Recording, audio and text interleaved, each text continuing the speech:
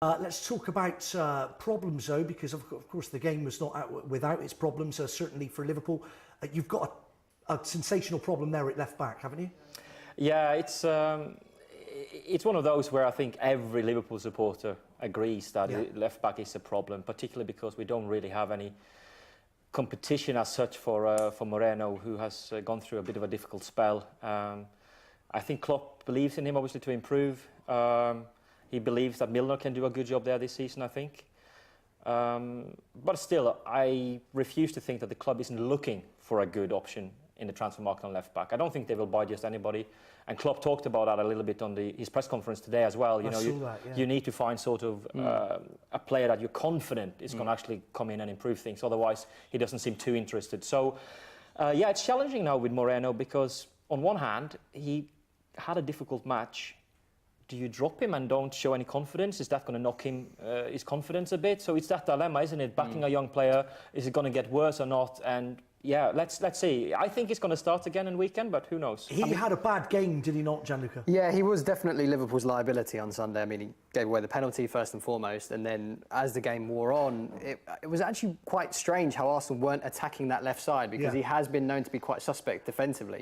He's very good at bombing forward, bombing on, grabbing assists, and even chipping in with a few goals, I know, for Liverpool as well. But I've seen that Liverpool have been linked quite heavily this summer with Jonas Hector, the Germany left back, and he'd be a very good fit. He was very solid for Germany during the Euros, and obviously it's a big shame that you have Gomez who's injured. And I remember he filled in at left back against Arsenal last season as well, and he had an excellent game that day. But he's got a bad knee injury, so he hasn't really been able to stamp his authority on that team. We've got our first Broomer alert of the night. Hashtag Broomer.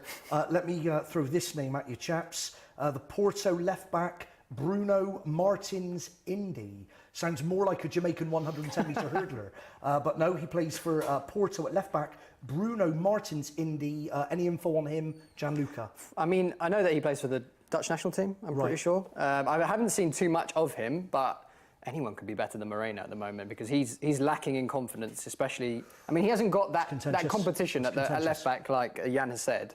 So you'd want someone to come in and be able to have him on his toes. Throwing out every cliche in the book here, but, you know, no, keep that's them what coming. you want. We love a cliche. Let's talk specifically then about Alberto Moreno because he did have a shocker, didn't he? Yeah, he did. He had an absolute shocker against the way he just gave that penalty away, you could see Theo Walcott was always going to skip round him to the right on his favoured right side, and Moreno just clattered him, took him out completely. Obviously, Arsenal missed the subsequent penalty, but and then went on and scored. But clumsy to say the least, though, very wasn't it? It was particularly clumsy, that challenge. It is, and I think one of the things that is a worry with him, which you want to see a player develop and improve because he's got many good attributes, no doubt about it. But there is a concern. He's very rash in his approach. He's very, he's obviously very pacey and he trusts himself to make good recovery tackles. But the way he goes into tackles is sometimes just over the top, and it's high risk defending that he does a lot of the time. And the sad thing is, when a player gets caught doing the same things over and over again,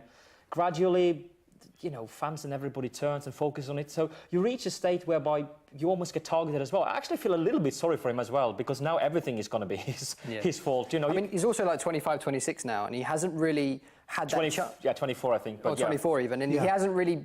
You haven't even heard any talk of him maybe going into the Spain national team. Sure. And that sort of is that benchmark for players of that calibre that you want to have. That you can go on and play for their national team at the same time. And if he's not doing it at club level, because he hasn't got that competition, he isn't that great defensively, then you just think that Liverpool might need to go for that other solution and get someone else. Maybe, but that said,